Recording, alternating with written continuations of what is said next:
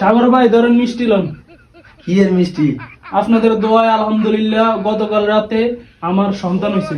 আলহামদুলিল্লাহ হাকিম বদ্দা মিষ্টি লন। আলহামদুলিল্লাহ আলহামদুলিল্লাহ আলহামদুলিল্লাহ আলহামদুলিল্লাহ। আফান ভাই কালাটা খাবেন না সাদাটা খাবেন? সাদাটা দেন। সাদাটা ধরেন, মিষ্টি খান। কির মিষ্টি জিজ্ঞে দেন না। খাই আর আপনাদের দোয়ায় আলহামদুলিল্লাহ এই গতকাল রাত ভোর 4:30 বাজে আমার সন্তান হয়েছে। আলহামদুলিল্লাহ কই দেন না কম। আলহামদুলিল্লাহ আলহামদুলিল্লাহ। তোমার সন্তান হয়েছে? হ্যাঁ মাশাআল্লাহ।